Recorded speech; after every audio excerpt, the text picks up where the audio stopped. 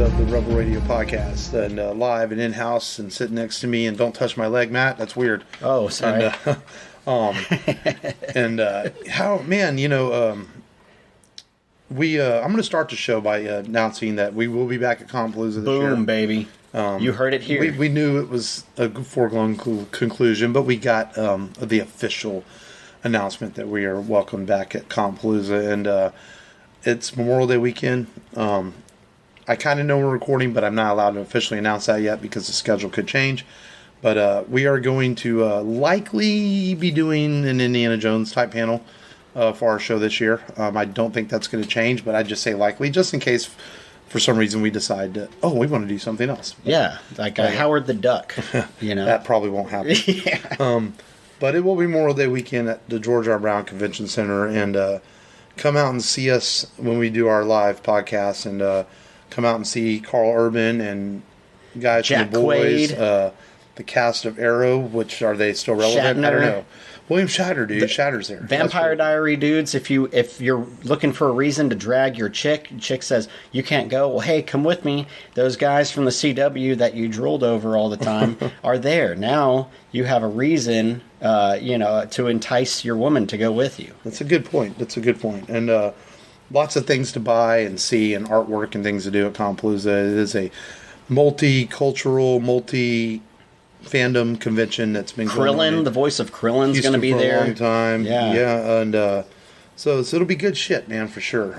At Comic-Palooza 2023, and man, it'll be like our 6th year, I think, being there. We've done some shows there. We back when the show was a different format, and we did a couple shows like that, and just having fun, talking stuff. We've covered Big Trouble in Little China there. We did the 20th anniversary of the Phantom Menace from the show floor. We talked the life and legacy of Arnold Schwarzenegger a couple years ago. Yeah. Last year we did a look back at Batman Returns, and so we've done some fun panels, and we usually always have a good time and hanging out with some friends and good people there. And so Compalooza 2023 in a couple months. And hopefully we see you there. Come out and see us, man. Yeah, come out, buy some stuff. Get a button or a sticker from us when you see us. Yeah. And, it'll have a good time, which reminds me I have to find those. I moved in October, and it's like, where is everything? What did I do with the Compalooza swag? I have to find it. Man. Everything gets lost in translation. But I will find it. I will find it. Yeah, like Liam Neeson. Activate your inner Liam Neeson. Well, I was thinking more... when I would say I will find you, I was thinking more Daniel Day-Lewis, Last Mohicans.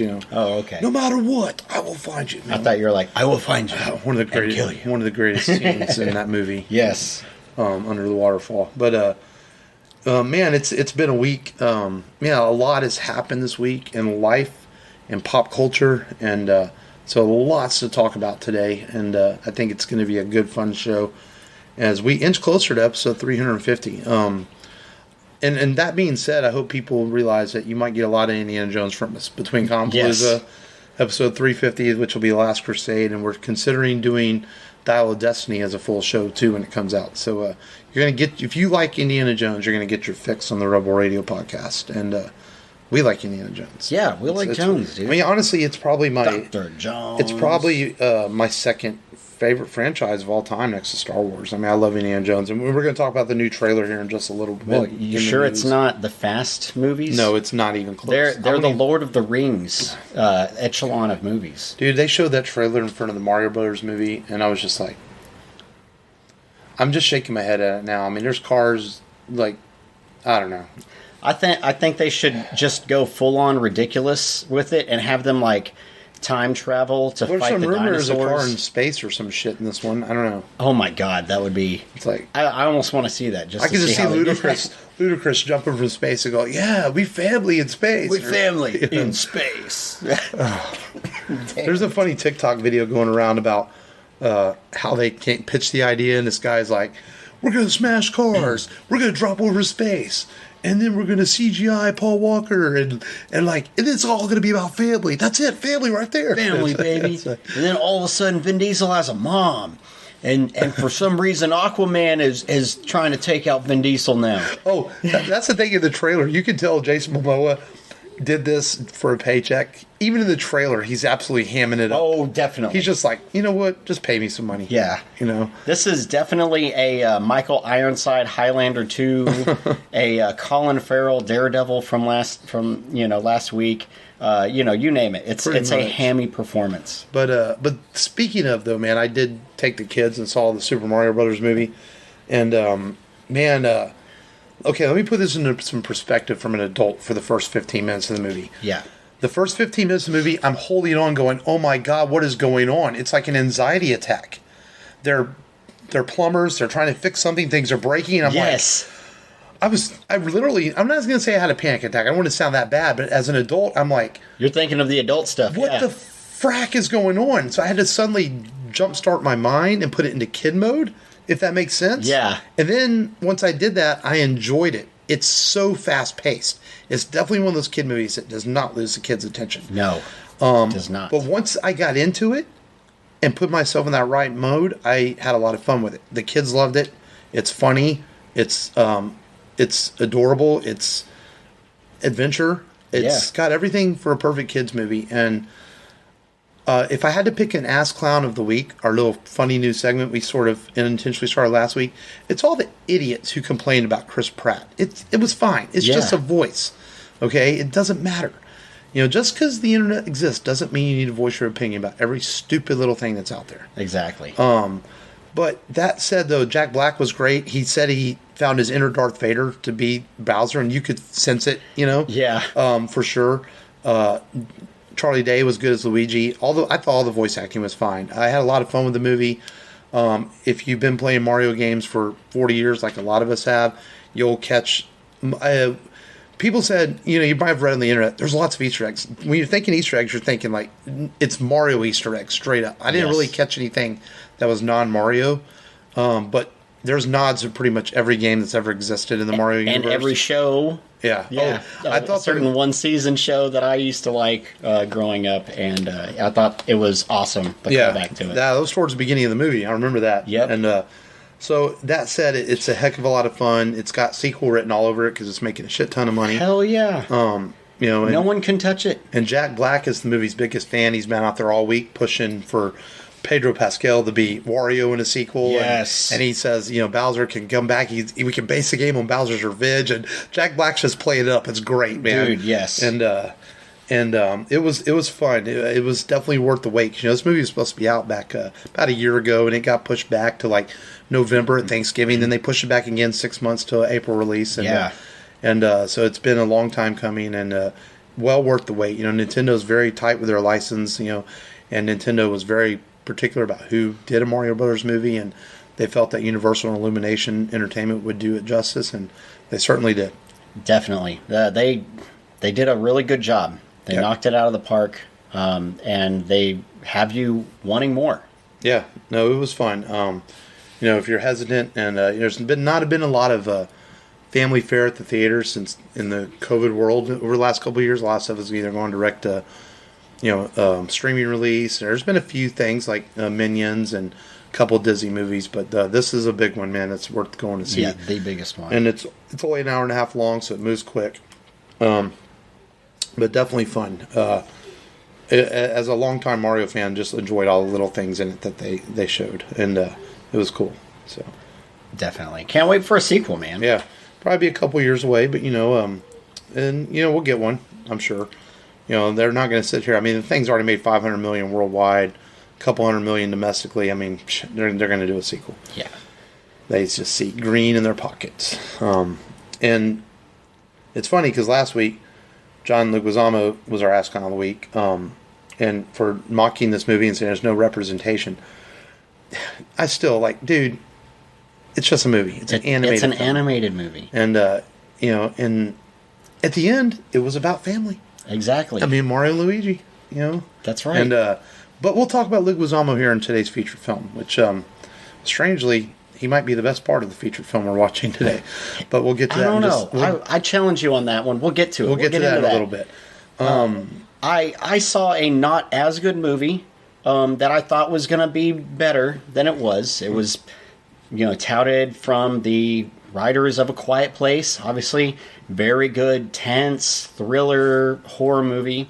And I'm a big fan of Adam Driver. Well, not like a huge fan, but I'm a fan. And I was interested in seeing another action sci-fi thriller type of movie starring him. And so I went ahead and just bought it because me and the wife wanted to see the movie. And so I did the theater at home thing because that saved me about $10. And it was okay. It's not. Well, you're talking about 65, right? 65. You didn't say the movie name. Yeah, so 65. And which account did you buy it on? On my Vudu. Yeah, it's on my Vudu account. Oh, okay, because I want to watch it. You watch it. I would say. I think I need you to send me your sign-in because it might still be on my PS4. Yeah. I'd say it's like a C+.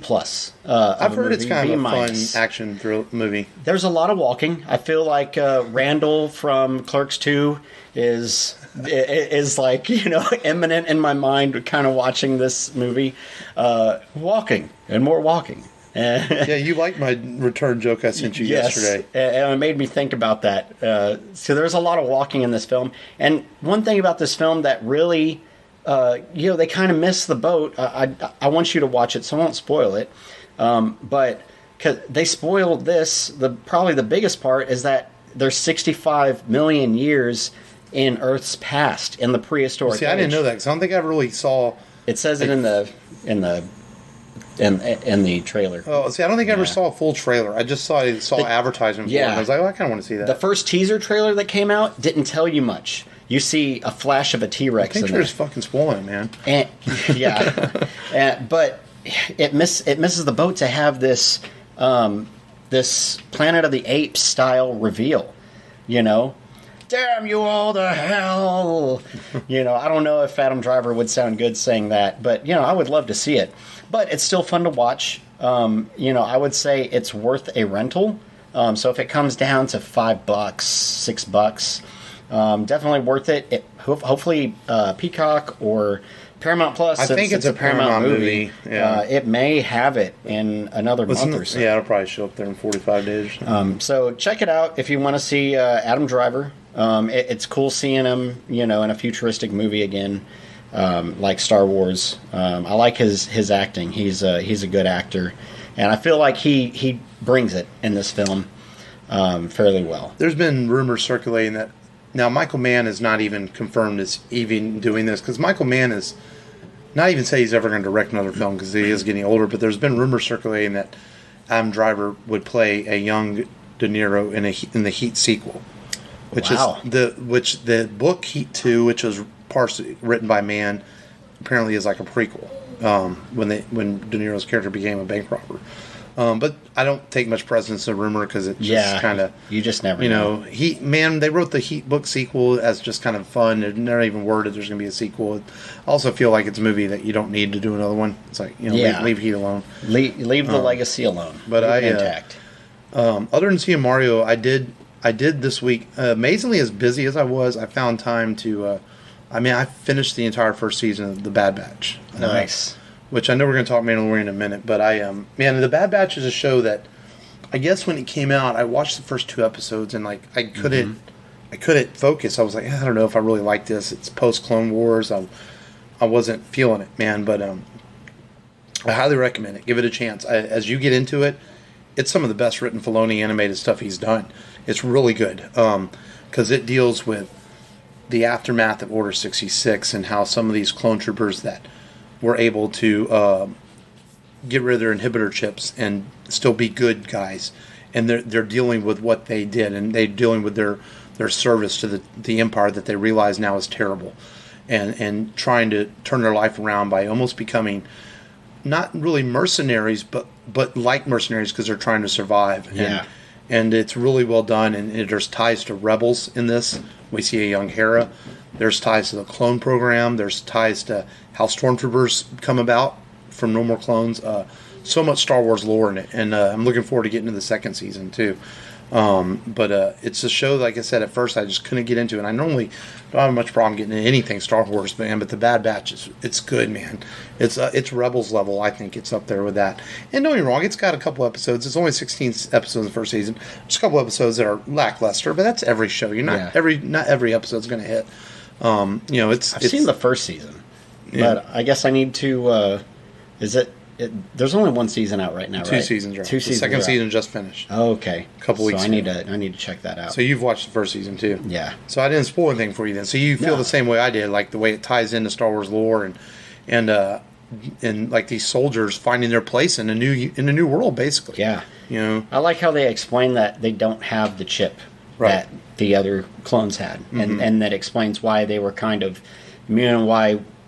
To be turned, they had to take one of them and basically reflash their mind. Right. And then just not only that, sometimes Star Wars is just science fiction, but I feel, it is science fiction, but I feel like it comes across in the Bad Batch, like the ideas of dealing with PTSD after war and these soldiers finding their way, especially the character of Crosshair. Oh, yes. I mean, just what he has to deal with and finding his place and what's right and what's wrong.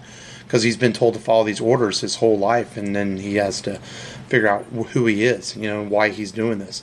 And then Omega, who comes across at first as just almost an annoying kid character, and she grows on you to the point where when she's in peril towards the season finale, you care. Yeah. And Filoni does a great job conveying that, and that you don't want anything to happen to her. And so it's good stuff, man. I appreciate what Filoni's done with Mandalorian, but I really think his best work still lies in animation. The guy is just a master at that craft and what he does with it. I would put his animation on par with what DC does animation-wise. Yeah. It's really good. It's entertaining to watch, even for adults. And as we know, Filoni's a huge Godzilla fan, and there's no shortage of big monsters in the Bad Batch. He likes to throw his big monsters into things. Oh, yeah. So that said, this week's episode of Mandalorian, the second to last episode of Season 3, titled The Spies. And it's a good one. Probably the best episode of the season, I would think, so far. Yes. As Bo-Katan brings the other tribe back to Navarro and attempts to unite them, which they're united to an extent. They're united by name and by the fact that she has a Darksaber. Maybe not united in the fact and the bloodline. Yeah, and the bloodline. Maybe not united in the fact that they all like each other. But they decide to take a trek to Mandalore to see if to show them that it is inhabitable and that it's safe to go back. So several people volunteer when they head there, including the armor. And Grogu gets a really cool rebuild of IG-12. Yes. He can sit in and ride and say yes or no, which is one of the funniest moments of the show ever. I was really laughing at that. That was hilarious. God, Disney marketing, you're so smart. Because now you can sell toys where Grogu sits in the robot. It's fucking brilliant. New ways to sell the same thing. And Jesus, man. Jon Favreau and Filoni, when they created this, they had to think, we're gonna make $1 billion fucking bucks, or even more than that, And it's just really funny. And so they go to Mandalore, and they run into some other rogue Mandalorians while they're there that turn out to be friendlies. Mm-hmm. And they join them too and tell them they can take them to the capital city. They ask them if they're Death Watch. Right. But they say Death Watch has long been gone. Yes. And they end up taking them to the capital city, and they discover that the Great Forge fires are all are gone. And there's some background talk about is it Costery? Is that his name? That he used to live there and he remembers it. A few of the different characters. Yeah. And remembers when the cities were great and all that before the purge. And essentially, to make a long story short in this episode, as they trek through the halls of the capital city and everything, it's a trap. They run into a trap, basically. As early in the episode, we discover let me go back a little bit. We discover very early on that Moff Gideon. Where's Admiral Akbar when you need him? That Moff Gideon is still alive, which we already knew. Yeah. And it's revealed early in the episode. He meets with the Shadow Council of Imperials, including General Hux's father, and including General Thrawn's right-hand man from the Thrawn novels, which was a Easter egg they threw in there for people, which the Thrawn novels are continuity. I'm not talking the Heir to the Empire ones. I'm talking Aftermath and the stuff that was written a few years ago. Yes, that they plan on really building on, coming up, and we'll get into that, I guess. As Gideon asked for some things from the council that he needs to continue building the new empire, which I personally, my theories believe it's all leading to the First Order eventually. Oh, yes. And so we don't understand why he asked for these Praetorian guards, but he does, and we find out later on why.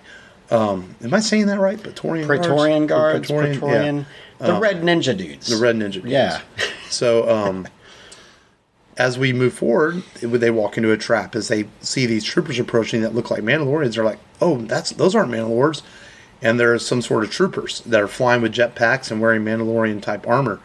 And they attack the Mandalorians, and to the extent that they trap them. And then what I thought, as much as you hate to say it because it's the bad guy, it's a pretty big reveal when we see Moff Gideon show up wearing full Mandalorian armor. Yes. And he looked pretty badass. He did, man. As he walks in there, and Giancarlo Esposito is so good. He's a good bad guy, man. Dude, you need to watch Breaking Bad, Matt. He's so good in it. I've seen clips of him working at that chicken place. I'm telling you, if you want a good show to watch, man, that one, Mando's almost over. Watch Breaking Bad. You won't go wrong. Because it's only like 60 episodes, dude. You can do Breaking Bad. Okay. And he's just so good. And it reveals that he had these new dark troopers created using Mando armor. And he basically captures Din Djarin. And as he pulls them away, the Mandalorians find a way to get the blast doors back open and start fighting off the a la Episode 1 Qui-Gon Jinn. Right. And then they start... Paz gets loose and he starts fighting off the clone troopers that attack it. A la Terminator 2. Right. And he kicks some ass, right? Oh, yeah. And just when we think he's going to survive, as Djarin walks off with Moff Gideon and the other Mandos get out through the back door, the Praetorian guards show up and they kill Paz Vizsla in quite elite style. And people were saying, oh, now I saw some internet chatter. Oh, now the Praetorian guards do something badass. Well, they were badass in Last Jedi as well. They really were. But the difference is Jedi are still the most elite warriors in the universe. Yes. And that's why Rey and Kylo were able to beat them, which possibly puts Praetorians just above Mandos, or maybe equal to them, but it was 4-on-1? Yeah. To be fair? Yeah. Well, I think it was 3-on-1. Was it 3-on-1? And he was doing good at first. He knocked one of them down, right. And it was like 2-on-1, and then they kind of got him in a compromising position. The other guy came back, and it's like... I like how it was shot, too, where they kind of almost moved in like a slow motion style, the Praetorians. They were just calm, cool, and collective, like samurai warriors. Very precise movements. Their strikes weren't wasted. It wasn't like stormtroopers just firing randomly off the whim until they hit something. They were skilled. You could tell that they were skilled fighters. And so the episode ended on a dark note, basically, as Din is captured, and we still don't know who the spy was. It was interesting. The episode was titled that because we don't know who it is, and now the theories have begun. Who's the spy? Is it the armorer? Is it? I mean, there's people that think maybe it's Din all this time, which I doubt it. But that would be one hell of a loop if the title of the show character is the bad guy. Yeah. To Costa Reeves as possibly being the daughter of Moff Gideon. That's one theory. Mm-hmm. And she's not seen during the final fight, which she also apparently disappeared during the season 2 finale. So there's all kinds of theories out there, but I have a feeling that the season finale, that this season's going to end a little dark. Oh yeah, and there have been people that have seen a pre-screening of this, and they've said basically it's the best episode of The Mandalorian they've ever seen ever, out of all the seasons. That's crazy, and that's a high remark, seeing as we had freaking Luke Skywalker at the end of season 2, and we had and apparently the finale is going to clock in about 40 minutes, is what I'm hearing. So it'll all come down to Wednesday, man, and what happens as season 3 ends. And there's people thinking, oh, Ahsoka's going to show up and save the day. I don't think so. Not this season. No, she's off doing her own thing, trying to find Thrawn. And so we'll see what happens, man. Do you think the way the show's headed that they would kill Dejin? man, I mean, I would be pissed if they did. I doubt it. I think Bo, as a lead character, I think Bo-Katan's more likely to die. Yeah. Which I think would make for an interesting story, because that means Din would have to unite the Mandalorians, which is a job he really doesn't want. Yeah. But it could make for an interesting story to be told. I also think that as a storyteller and a moneymaker, that Disney's smarter than that. They're not going to kill the main character of a show that people like. Yeah. I just don't think that's going to happen. Not Pedro. No. And so we'll see, man, what happens whenever it all comes to a fold this weekend, or this coming week, on the season finale of The Mandalorian season 3. Yeah, man. We'll see what happens. And we're gonna stick with Star Wars and just dig right into the Star Wars news before we get to the feature film. So we know that we are going to get a Mandalorian movie, and Star Wars Celebration happened last weekend. And so we got a lot of Star Wars news, and they came out and confirmed that all these Mando Universe shows, Ahsoka and Boba Fett and everything, are all going to tie together to a big Mandalorian movie event, which Favreau and Filoni had hinted at this a couple of years ago. Yeah. So it's not a huge surprise. And Dave Filoni's going to direct the film, which we don't know when it's coming out. They haven't said yet or anything, but a lot of people believe a couple of years away, that we're going to get at least one more season of Mandalorian, which is curiously interesting that they haven't confirmed a season 4 yet, but I think it will happen, obviously. And yes. then what I have a feeling is they're going to announce that season 4 will be the last season, then it's going to fold into the movie. That's what I expect at this point. That's probably. So we're going to get a Mandalorian movie. We are also going to get a new Rey movie set 15 years after the Rise of Skywalker, called Star Wars New Jedi Order. This is expected to be out in 2027, I read, but some people believe it'll come sooner. As James Mangold, who directed Indiana Jones and Dial of Destiny and Logan, is going to direct this, and I think that's good news, because I really like most of Mangold's work, and he's already deep into writing it. So I think this movie might be a little further along. 4 years away seems a long time to have this released. Probably more like 3. Variety's the one that reported that it was going to be 2027, but I just don't think. I think Kathleen Kennedy already hinted at that the next Star Wars movie would be in theaters in 2025. So I have a feeling that the Rey movie could be 2025, unless the Mandalorian movie comes out first. So we'll see. I think that's cool. It's going to deal with Rey and the rebuilding of the Jedi Order and the struggles to keep it together. There's forces that be to try to prevent it. Yeah. I know some people groan, more sequel characters, but it's got to carry on somehow. It's got to carry on somehow. It's the new universe. Rey was fine. I didn't really have very many issues with her as a character. I didn't really have a lot of issues with sequels at all. I don't knock the sequels too much like a lot of people. They just are what they are. They exist. Exactly. It's more Star Wars stories to tell, and to me, that's pretty cool. I think the sequels will turn out to be how the prequels were. Mm-hmm. We'll judge it at first. Overall, I feel like there's a big part of the fan base that's going to judge it just like they judge the prequels, and then they're going to find the bright spots that they like to hold on to, and that's the parts that they're going to hold on to. I agree completely. I think it'll be fine. And then the third Star Wars movie they announced is going to take place 25,000 years before A New Hope. And it's going to tell the beginnings of the Force and the First Jedi. And not a lot's known about this movie yet. They did announce the director, which I did not write down. But interesting. I have a feeling this is one of those things. I haven't heard a lot of internet complaining about this, but I'm sure people out there are like, oh, we don't need to know beginnings of the Force. But it could be cool if done right. I saw a rumor that it was possibly going to be an origin story, somewhat telling the beginnings of Darth Bane. And if that's what we get, if we get like KOTOR, basically, I think that's badass. Yeah. Because they already acknowledged that Revan is part of the Star Wars universe. Right, and they're not afraid to go back to these Legends characters, as we've seen with Thrawn. Yes. And other characters. So I think Disney at first was not sure what to do with the Legends character, but they realized the popularity of it. And And people say, "Oh, Disney doesn't listen to the fans." They do to an extent. Yes. You know, I think that they know what's going on, and I think that's why we're seeing them go this direction with things. So it'll be cool. And on top of all that, we got our first look at the Ahsoka show that's coming in August. We got a trailer for it, and man, it was cool as shit. Hell yeah! We get to see looks like new Dark Jedi users in there with these orange lava-looking lightsabers, which were freaking badass. Yeah. I didn't realize that was Ray Stevenson playing the bearded. Really? Sith. I don't know if he's a Sith or Dark Jedi. Of course, Ray Stevenson's probably best known for the HBO Rome TV show, and of course he played bloody. Punisher in Punisher Warzone, and the Punisher sequel. So I think he's going to make an interesting bad guy named Balin. We got our first look at a live action Sabine, and the biggest cry people say, "Oh, she has long hair." It's okay for her to grow her hair out. Yeah. I thought she looked cool.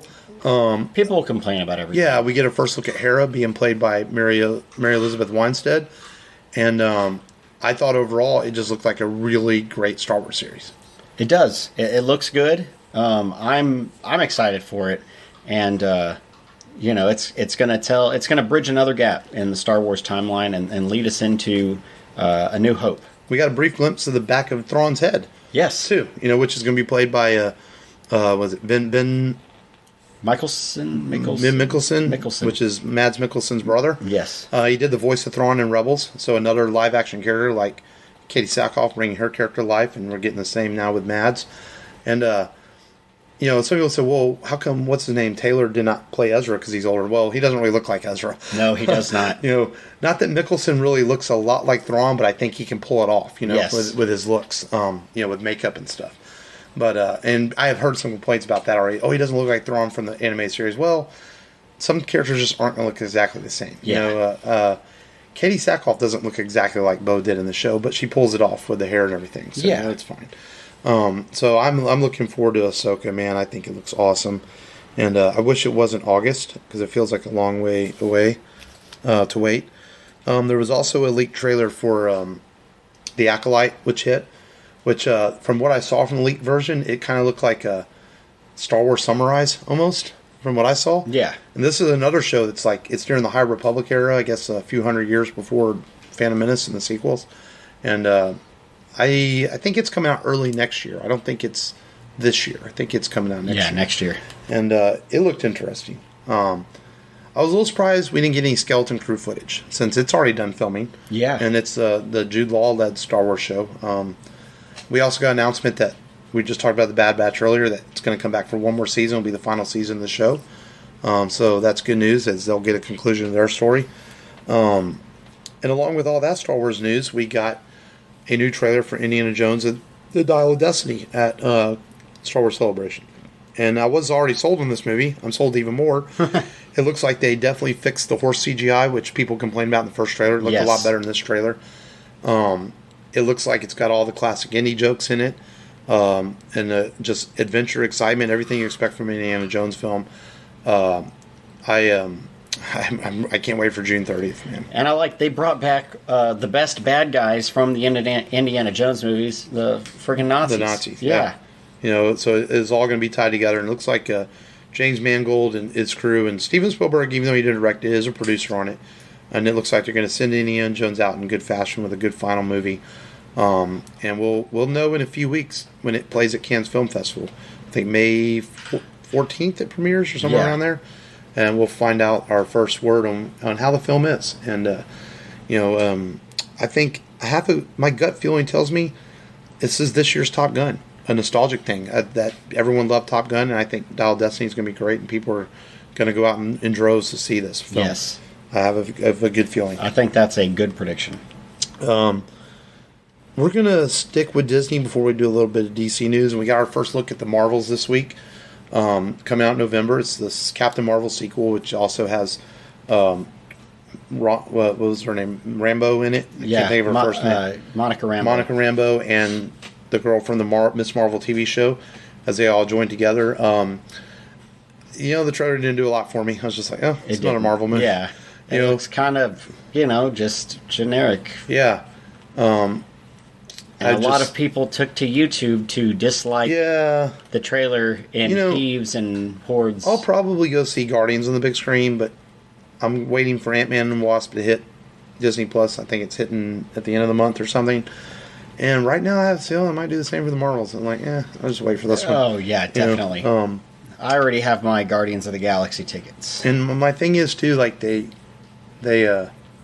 pushed the cat thing, too, which was a funny gag at the end of the first Captain Marvel movie. But it's like, that's all it was a funny gag. And the trailer kind of, like, really pushed the cat thing for the Marvels. And I was like, yeah, we'll see. Just wasn't super excited about that. And now if I can read my handwriting... what did I? Oh, we did get our first look at. We're going to switch gears to DC. Mm-hmm. They put out a production trailer of the Penguin this week. Oh yeah, as we got our first look at some footage from behind the scenes of the Penguin shooting, and people were comparing it to the Penguin meets the Sopranos. Yeah, which I'm not really surprised by that. I mean, it's going to be a dark crime tale. Yeah, we get these 8 episodes with Colin Farrell's the Penguin, and. That universe, the new universe that Matt Reeves created with his Batman movie, I'm fine with it. I want to see more in that universe. I wish I didn't have to wait almost 2 more years for his, over 2 years for his next movie. Yeah. But the Penguin will tie me over until then. And then lastly, we got an announcement that the next Flash trailer will be on April 25th. And I just hope they don't show a lot. I think the first trailer was enough. I don't need more. Yeah. I mean... What more... I guess you can throw like a few more things out there, but it feels like there's all you need to know. There's a lot of bloggers and DC people that have already seen this movie because they were allowed to see it it was at Cinecon this past weekend. It showed, I think it was this past, or it's coming up this weekend. Mm-hmm. But they've shown it to bloggers and stuff because a lot of it was part of their trying to market it towards and go around the Ezra Miller controversy. And 100% across the board, everyone that's seen this movie has said how good it is. And I haven't seen anything negative about people that have seen it. So, Tom Cruise saw it and he loved it. So I just think that be careful with this trailer, DC. Let's not spoil the movie. Yeah. Don't give away too much. I hate when they do that. Right. So we'll see as we get closer to the next Flash trailer on April 25th, which is just, what's today, 15th? So 10 days away. To the next trailer. All right, well, let's get into today's featured film then. And we got pop culture, this month of pop culture coming up towards the end of the show. But right now, let's get into today's featured film that I know you've been waiting for with bated breath if you're listening. Yes. As we continue comic book movies that just didn't quite work. And we covered Daredevil last week and talked about the things that worked in it and the things that didn't. And this week, we're covering 1997's adaptation of Todd McFarlane's comic book Spawn. Before I get into this movie, the first thing I want to say is, the movie we're doing next week, the actor that was in it apologizes quite often for being in the movie. Yes. I honestly hate that. One thing I like about McFarlane, he's never apologized for this movie. Ever. No. It exists. McFarlane had it made. He does realize, he has said, it could have been better, but he doesn't apologize for it. And I love that. Just let it be. Yeah. You made it. So what? This was made in a time where comic book movies were done differently. Spawn feels very much like a mix of 80s and 90s action films. It's not great, but I don't think it's terrible. It does have terrible acting in it. The special effects are, to me, I don't think they're great all the time. They're good sometimes, but I think this movie... Not to be confused with the costumes. Costumes are great. Yeah. You have the makeup... people from Walking Dead and Evil Dead on this thing, and it shows. Right. But those special effects they're very ambitious. Make it lost in translation. I think they're very ambitious for 1997. And the crazy thing is, you think 4 years later, we have Lord of the Rings and movies like that started doing even bigger special effects. And that just shows what my point is, because Spawn is not even close to Lord of the Rings, but that's how fast tech was moving at this time. Yes. The technology was just, in the mid-90s, late 90s, it was booming, the CGI boom. And it all started going back to 89 with The Abyss, with the CGI water, and then Terminator 2 with the CGI Terminator, and then in Jurassic Park. Special effects in the 90s, people don't realize, were just moving quickly. And Spawn is very ambitious for what it tries to do, I think, is fair enough to say. And I think it gets a little bit of break for that reason, because it tries really hard to do something that hadn't been done. And what I say is full CGI worlds. The whole world of hell is all CGI. Yes. And it doesn't work as well as it should. No. But it's fine, I think, too. Watching it this week, I hadn't watched it in years, and I probably saw this movie 2 or 3 times back when it came out. I was a big Spawn fan. It's remarkable how much I remembered of it, because it is briskly paced. It's only 95 minutes, so it moves fast. It doesn't lose your attention.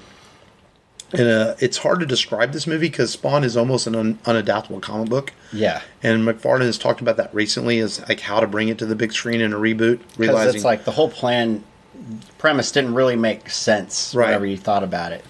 Because, it's like you've got... We can give it a quick summary. Yeah. I mean, you've got this great character. Like, on paper, you've got Al Simmons. He's this Marine that works for the government, does righteous killing so that he can go back home, kiss his daughter and his wife. We didn't have a daughter yet. No, didn't have the daughter yet. Go home to his wife and his dog, Spaz. When Martin Sheen is really set to groom him. And he's hamming it up in this movie. Yeah. Sheen is just like, let's have some fun. For real, he's got pictures of explosions on his wall. He's promising Al Simmons that he will make this his last bout, this last mission, because Al Simmons wants to get out of being a contract killer, basically. But Martin Sheen, you can't trust Martin Sheen. I don't know why he's trusting him. He's got tarantulas crawling around his office, pictures of explosions on his wall. It's like it all says bad guy. Yes, he's got scorpions in a bowl. I mean, I think Skeletor, who lives in a skull, is like, hey, man, tone it down, dude. Tone it down. But, Al agrees to go on one more mission. And, of course, he gets double-crossed. They sets him on fire. And Tom Cruise is not there to put out the flames. No. And he dies, wakes up 5 years later in an alleyway, looking like a fucking piece of salami. Waverly was watching with me, and she goes, Dad, he looks like bacon. Bacon, yes. Yes. He is referred to as Bacon Bits, I think, at one point in the movie by Leguizino's character. And of course, we get Krusty the clown that shows up with him, and played by John Leguizamo. John Leguizamo, who's actually pretty good in this movie. He actually does a good job. The cheerleader scene is a little disturbing, yes. And I feel like they spent too much time focusing on it. But the devil makes a deal with Simmons, as in the comic book, that if he leads his army, he will give him one more day to see his wife. The devil, who looks like a piece of cat poop that is crafted into a devil with turtle penis ears and Ron Weasley's pubes as hair. And meanwhile, while Simmons is dead, his best friend moves in on his wife, knocks that shit up, and has a baby with her. Are we watching Talladega Nights? Is this John C. Reilly moving in on what are the odds, too, that in 3 weeks we did 2 movies with D.B. Sweeney in them? Oh, my God, yeah. It's like, what are the odds? What are the odds? Because the guy doesn't, act in everything. And then you've got Nicole Williamson, who, in my opinion, is the best part of this movie. His voice. Oh my God. Cagliostro. Cagliostro. And just because of his voice, this guy could narrate Beavis and Butthead, and it would sound great. I think give him anything to talk about. It's going to be awesome. So you've got him. He's following Simmons He's around. like the guide for Spawn. Yeah. He's the Yoda. And, of course, he's referred to as Yoda. He even calls him Yoda. And Simmons, starts, becomes Spawn.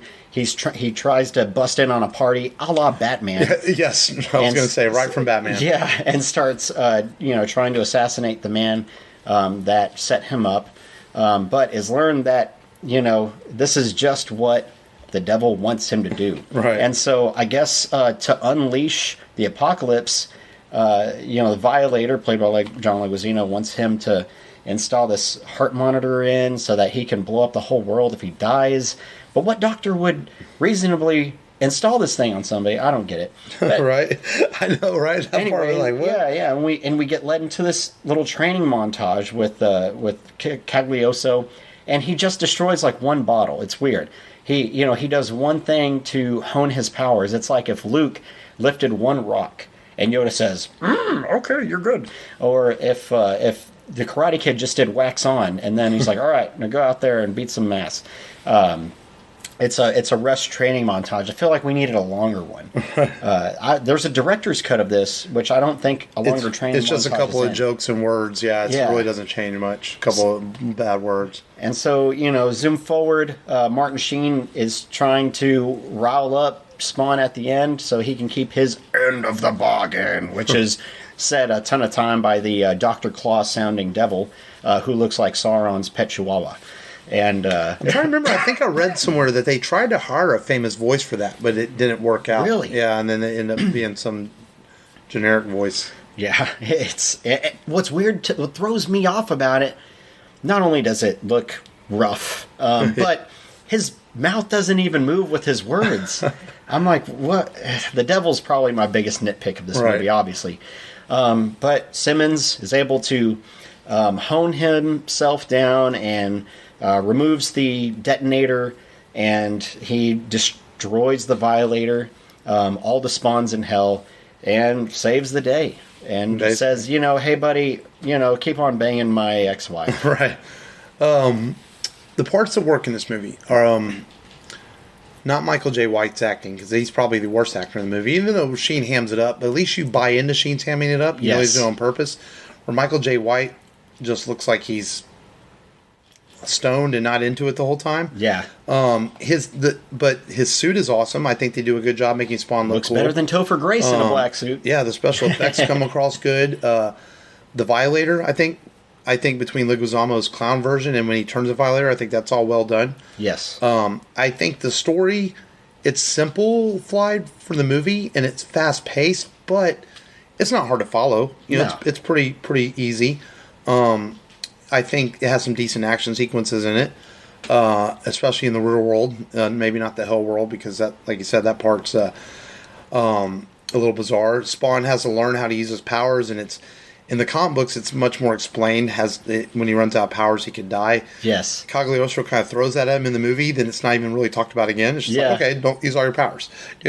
He's already dead. Yeah. How can he? Is there a hell for hell? The movie does a well cinematography-wise. Yes. I think it's shot. There's some really good shots in this movie that are pulled from the comics, whether Spawn standing up on the building or the alleyway or the crosses and the religious symbolism in the movie comes across like it does in the comics. It feels like Mark A.Z.D.P., who directed this and hasn't directed a whole lot since, watched The Crow a whole bunch and tried to emulate that in some ways with his set design and things. I can see that. In fact, it's scored by Graham Revel, who did the score for The Crow. The alleyway looks like like a Crow movie. Mm-hmm. So those are some of the good things about the movie. Am I missing anything? No. You've got some devil worshippers that show up in the movie. And really serve no purpose. Yeah, have no purpose. One of the guys looks like Guy Fieri. I don't know if it actually is Guy Fieri. But I was like, is that the Food Network guy? Well, Todd McFarlane himself cameos in the movie during the Violator fight in the alleyway, too. I didn't know that. Yeah. I guess I missed him. Yeah, so we got in the good parts of the movie. Some of the bad parts of this movie is some of the special effects are very cringe. Some of them are great, and some of them are like, no. Yeah. That just looks worse than television. The cape, you can see the binary code in the cape, right. I feel like. Well, they wanted to try something new with the cape, and they wanted, we're going to see Jai do something that's never been seen in a comic movie. Which, to that extent, okay, it's successful. Yeah. But to this point, it's not successful, as it looks CGI. But then the suit, whenever he puts his mask on or his chains come out, all that looks really good. So it's like this, and the Violator fight looks really good. So they spent money on certain scenes, and other scenes they we're going to be cheaper. Yeah. And use our 1997 Chromebooks. 97 Chromebooks. The acting in this movie is not the best. It's hammed up across the board. The girl who is created for the movie, who plays Jessica Priest, she, like Martin Sheen, looks like she's trying to have fun in the movie, but God, she's terrible. Yes. It was originally supposed to be like in the comic books where he fights Overt Kill, which is an assassin that Wynn has built. But to save money, that he couldn't build a cyborg for the movie, so let's create a female character with big boobs. Yes. That just gets killed because she's stupid. And when she does get killed, you the coroner walks over to her, and they're talking about her. They're like, one guy's like, "Oh, this one got shot in the head," and he looks over and goes, "Oh, she's dead," and walks away. I'm like, what? There's no like, oh no, this how horrible, or right. Dear Lord, the carnage. There's no. He just casually like, oh, I need to get some ribs. It's time for lunch. Oh, yeah, she's dead. Yeah. Yeah, then in the party scene, we have a chick with red hair walks across the room with Spawn earrings on, which is supposed to be Angela from the comics. Okay. That would have set up a sequel if it ever happened, but it never did, probably, thankfully. And then when Williamson's wife is backing out of the driveway in the beginning of the film, the air freshener on her vehicle has the clown face. Does hell have a marketing department Right. that sells fucking car accessories? And he gives Cyan, the little girl, a clown doll, Yes. which she creepily carries around throughout the movie. Very weird. It's like, what? Yeah. And the parents didn't think that was a little strange? Yeah. I figured he'd get tossed right after that, but she holds on to it whenever she runs into her father, who is now going by Spawn, at her mom's work convention. And then it's also one of those movies that has like a double ending. When you think that Spawn has defeated Malbolgia and Violator and the movie's over, oh, wait, Violator shows back up one more time. Yes. In the house there at the end. And it's one of those movies where the house gets destroyed and there's no, like, okay, we're just going to destroy this house for no reason, which always bothers me sometimes in movies. Like, you're destroying the house. Don't do that. Yeah, Why can't you go outside and fight? Go outside. Like in Spider-Verse, when Aunt May's like, take it outside. Yeah. House is getting destroyed. Spawn, I think, for the time it came out, I think it's watchable. It's not as good as Daredevil. Correct. It's probably out of these 4 comic movies we're doing, it's probably the worst, I would say. But yet at the same time, it has like this kind of charm to it. It's kind of a dark charm. It's kind of fun to watch if you're on a lazy afternoon. Well, Tim Burton was set to direct it at first, and I think that probably would have given it a closer look to a better film. Maybe It would have been a little. It probably would not have been as quickly paced and action packed. Burton would have probably maybe bogged it down a little bit more with Al's depression and dealing with what he's coming into in this world. Yeah, for sure. But the thing though about Burton is though too. Remember after Batman Returns success, he was offered a lot of comic movies and he turned down a lot of them. Mm-hmm. The only one he got serious about at one time was of course Superman Lives, and that ended up falling apart too. Yeah. Thank God we did not get Nicolas Cage balding as Superman. Yeah. I love me some Cage, but no, he's not Clark Kent. man. But yeah, and McFarlane fought for this movie to be made with the success of Image Comics, and he was proud to get it made, as a lot of Image Comics were being optioned for films at the time, and really none of them got made until this one. And to this day, I'm trying to think what other Image Comics finally got made into movies. I mean, over the years, I know he also had the animated series done for HBO shortly after this, which is really good. So 1 or 2 seasons? It's 3 seasons. 3 seasons. And the anime series is really well done. It's very adult compared to this. They did talk about turning the Spawn film into a darker R-rated film at one point, but the New Line Cinema felt that, R-rated comics still weren't a thing. Yeah, there was some success with The Crow, but as far as in the theaters, there wasn't a lot of R-rated films, so they wanted to keep it PG-13. No, Wanted is Wanted a Image Wanted's comic? based on a comic. Yeah, it is an Image comic. Tank Okay. Girl. But Tank Girl's Dark Horse Comics. Oh, okay. Yeah. Was Witchblade Image Comics? Witchblade was Image, but that was a TV show. Never made Oh, it. yeah, it was a TV show. Yeah. That's right. So, I'm trying to think, as far as film, I can only remember as Spawn. I'm sure it's something I'm not thinking of, but Spawn though I think is it has its place in comic history as being one of the first biggest selling comics of all time to get turned into a movie, and they tried their best to make it a relatively okay film, and the movie was relatively successful at the box office if I remember correctly. It made double its budget worldwide, so it made something. Right, and if I remember right too, it was pretty successful in DVD, I think, because it was one of the first comic movies to have a big DVD release, and it was one of the early Blu-ray releases, so I think it had some success there too. Yeah. So, not all is lost, and again, I think I appreciate the fact that McFarlane's never apologized for this film. It is what it is, and that's one thing McFarlane has always been, is a great artist, but also a straight businessman. You don't look back, you keep looking forward. He's been very successful with his toy companies and everything else, and he's not going to go apologize for something. I mean, he's made some toys that weren't successful, but did he apologize for them? No. He just learn from your mistakes and keep going. That's right. But Spawn, it was frustrating because it was been on HBO Max, and we went to record this week, and it went off HBO Max, so we ended up renting it to watch it, and Which is okay, no big deal. But normally this movie's on HBO Max. Yeah, But, normally. I mean, it'd been on there forever, and then all of a sudden they took it off. But good stuff, man. I mean, it was fun watching Spawn. I actually kind of enjoyed rewatching it, I don't hate it. Like I said, it's okay. It was my first time watching it all the way through. Yeah. Because I never got to see it when it first came out. I was 11, so I wasn't able to see it. But I did see it come on. The random, cable movie channels. Yeah. And I would catch bits and pieces of it. I remember him on the motorcycle.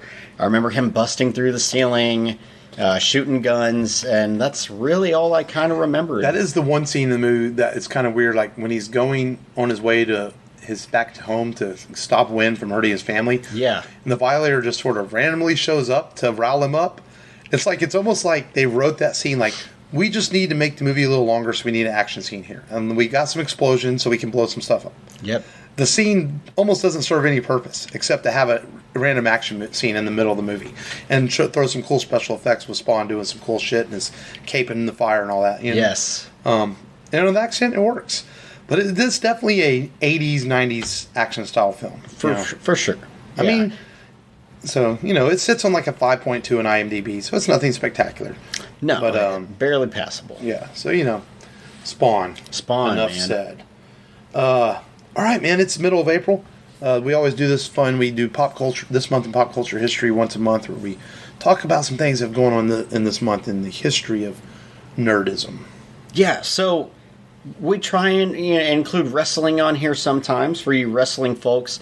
And, of course, Sasha Banks was on this last week's episode of The Mandalorian. Oh, yeah, man, our boy Brian, who's been on the show before with us, calls me out, you didn't call it Sasha's cameo. I'm like, but she's been on the show before. Yeah. In last week's Mandalorian. It's like, it's not a new cameo. Yeah, so take that, cameo. Brian. Boom. Yeah, hit us up whenever Hulk Hogan shows up. That's right. Yeah, so 1989, speaking of Hulk Hogan, WrestleMania. Hulk Hogan beats Randy Macho Man Savage in WWF heavyweight title. Did he slap him with a Slim Jim? He's slapped him with a Slim Jim. Hulk Hogan beats Macho Man Randy Savage, so he broke his Slim Jim, man. Yeah. Broke. Yeah, man, with his 23-inch biceps. I don't know what to say beyond that. Yeah. Men breaking men's Slim Jims. I think that's the one where Macho Man Randy Savage said, Hulk Hogan's got the biggest biceps in the world, but mine aren't chopped liver. Yeah. 1968, this month, Planet of the Apes, starring Charlton Heston and Roddy McDowall, premieres nationally in the United States, calling back to that big reveal that could have been a big reveal in 65. This is like the big reveal. Still one of the greatest science fiction films of all time. One of the greatest reveals of a movie of all time. Greatest twist endings. One of my favorite science fiction franchises of all time. Yes. I mean, I love it. We've covered it early on when we rebooted the show. It's probably like episode 84, 85, back around there. We covered the second one, and we'll probably get around to covering some more of them eventually, I think. But definitely, man, all-time classic with the great Charlton Heston. So, 1906, the first animated film debuted. It was called Humorous Phases of Funny Faces. 1906. And I don't think anyone's ever... I don't know if anyone can really tell us about it. I think I've read somewhere that it was one of the great films that got lost. Yeah, it looks like a bunch of chalk drawing. Yeah. And maybe they were just moving lines. Probably so. I think it got lost in archives. Some of those early films did, but yeah. 2009, little more recent, Star Trek film rebooted by J.J. Abrams, starring Chris Pine, Zachary Quinto, premieres in Austin, Texas. Bringing forth a new generation of people interested. Did it premiere South by Southwest? It must have. Yeah. Good film. I mean, we talk a lot of Star Wars here too, but I do appreciate Star Trek. The beginning of that film, man. And it's arguably, I like Star Wars Force Awakens, but man, Star Trek might be J.J. Abrams' best movie that he's made. For real. I mean, it's, I appreciate Mission Impossible 3 and Super 8. Yeah, Super 8. But Star Trek might be the best movie he's made. I think so, man. Just for that touching part at the beginning, summarizing. The great ending, too, yeah. when Nimoy shows up and helps him out and all that. I mean, it's awesome, Yeah, he tying in the old and the new. Yeah. It's great. Great stuff from him. 2012, of course, the movie that may have changed comic book universes forever, The Avengers, directed by Joss Whedon, starred Robert Downey Jr., Chris Evans, Chris Hemsworth, Scarlett Johansson, Mark Ruffalo, and Chris Renner. That was an April release? Yep, April. So. All of them. Age of Ultron. Well, I remember Endgame was towards the end of April. And Infinity War. All the Avengers. It just felt like they were always like May movies because it's the start of summer season. But yeah, I guess so. Yeah, April's slowly becoming the movies are starting to move up some more. Yeah, the kickoff to summer. But that was an important end to the first few years of the Marvel Cinematic Universe. Not an end, but the end of Phase 1 of the Marvel Cinematic Universe. Yes, I guess you could say, and it was cool, man. Seeing all those characters on screen for the first time. I'm still a little disappointed there was no Avengers assembled in the first movie. I know it was worth it to wait for Evans to get around to saying it in Endgame, but it felt like when they are in New York and you see the camera circle around, that it should have been said then. Yes, it would not have lost anything that came out of Endgame when he said it. Would have been awesome, but it felt like it should have been said in that first movie. And I know they said they didn't do it because they were saving it, but I think it still would have worked both times. That's my only miss with that first Avengers movie. I felt like there should have been Avengers assembled in that movie. 1971, Charles Manson sentenced to life in prison for the murder of Sharon Tate. Interesting, because I was watching parts of Once Upon a Time in Hollywood again the other day, I was just thinking about Margot Robbie's portrayal of Sharon Tate in it, and how good she is in that movie, and I know Tarantino changed history in that film and everything, but that movie has like a real creepy vibe to it because you know what's going on in the background, even though we never see Charles Manson in the movie or anything like that. Yeah, and, just weird, man. That what a sicko. For real, man. Did he pass finally in jail? I thought he did. I think he did. I thought he did pass away in jail. And speaking of Charles Manson, I actually saw a movie the other day because someone told me to watch it. Strangers Pray at Night. And if you don't know, the Strangers movies. Yes, he passed away in 2017. Yeah, they're based off of like the Manson style murders that happened in the 70s. Oh, okay. So if you're interested, you can watch those films. It's a loose portrayal, obviously. But yeah, Charles Manson. Crazy thing is too. Crazy. Well, the weirdest thing is too that there are people believe that if his followers had not going after Sharon Tate, he may have never been caught. Yep. So people believe that. That once he went after someone that elite, that's what did him in. So it's crazy. Lighter news. 2012, People magazine named Eva Mendes as one of 2012's most beautiful at every age. And I don't think they're wrong. I think she could still hold that title. I'd buy that for $1. I'd do her. Oh, yeah.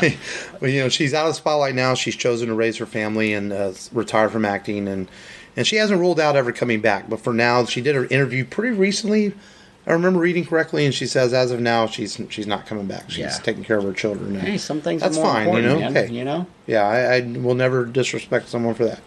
And lastly, another Comic Palooza great, 1993 action series, Walker, Texas Ranger, starring Chuck Norris, debuts on CBS. We were in the same room with that man. And we survived. We lived to tell the tale. The great Chuck Norris, who lives about an hour and a half from us out there in Navasota, and does his thing. In fact, he's a regular around town there. People know him, and he's just treated like a regular. And, he's a legend. I mean, he is. Absolutely. One of the early internet legends with all the Chuck Norris facts and things like that. Yes. And, he apparently has a third chin that comes out of his beard. Yes. And his hands are licensed as Law and Order. Law and Order. So, he had sex in a semi-truck, and the juice from that event got onto the floorboard. Now we call that semi-truck Optimus Prime. I can't top that one, folks. Can't top it. Well, on that note, good job, Matt, with this week in pop, or this month in pop culture history. Yes. Let's preview next week's film as we continue on with our my making noise back there. Yes. Let's continue on with our comic books movies that didn't quite work, because we're going to look back at 2011's Green Lantern on next week's film.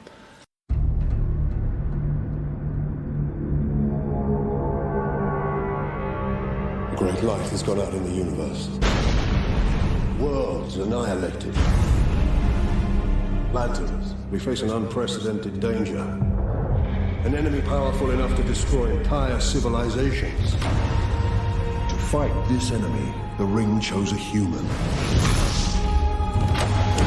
But I don't need to tell you your duty.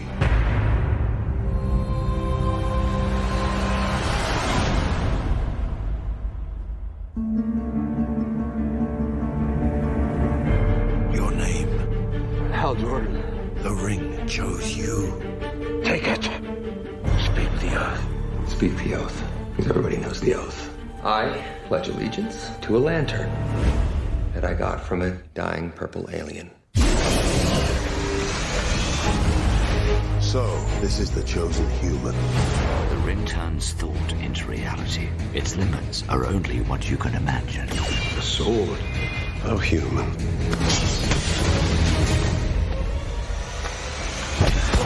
Remember, your enemy is not gonna play fair. Is that what I think it is? An alien life form, Doctor. The first that mankind has ever encountered. Son, we're gonna get you well again.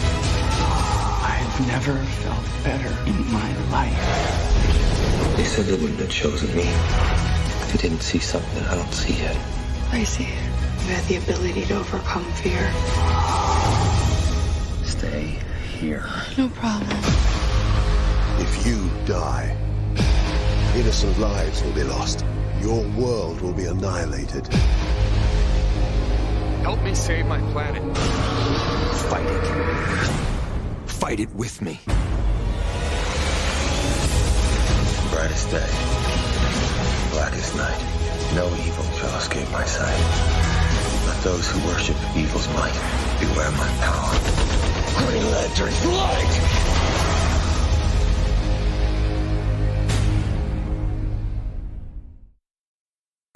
You know, this movie I was really excited about when it came out because at the time I was really hyped for Green Lantern. I was reading Jeff Johns' run of Green Lantern, which is amazingly fantastic. If you've Yes. never read Jeff Johns' run, it's worth reading.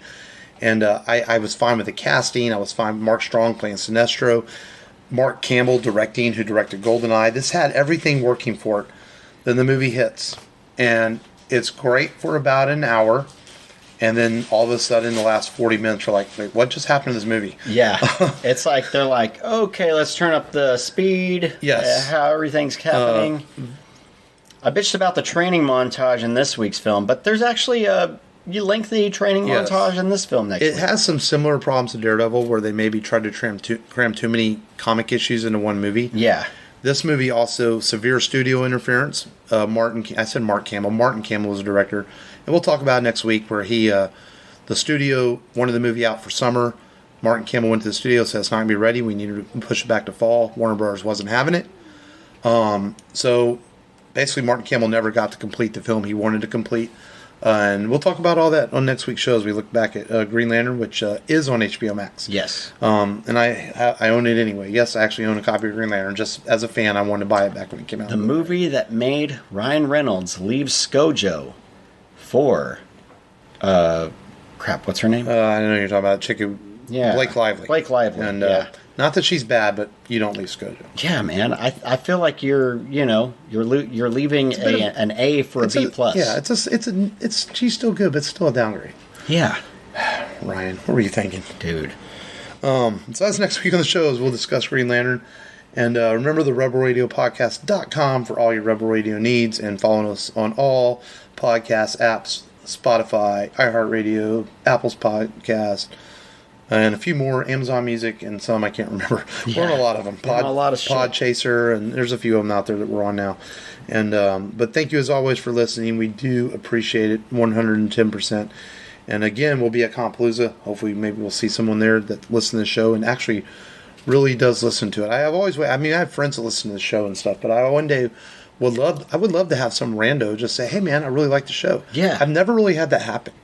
And I would like, I don't know why, I would appreciate that if that would happen one day. I mean, it's cool that our friends listen to the show, and we appreciate them too. Yes. But it would be nice one day at one of these events to say, man, I listen to you guys all the time. And I'd be like, oh, wow, you're like our number one fan. And I'm going to fanboy out on them and all. Hell yeah. And hug them and make them all awkward. But until next week, stay safe as always. And thank you again for listening. This has been Mark. This has been Matt. And remember, as always, just go there and do it.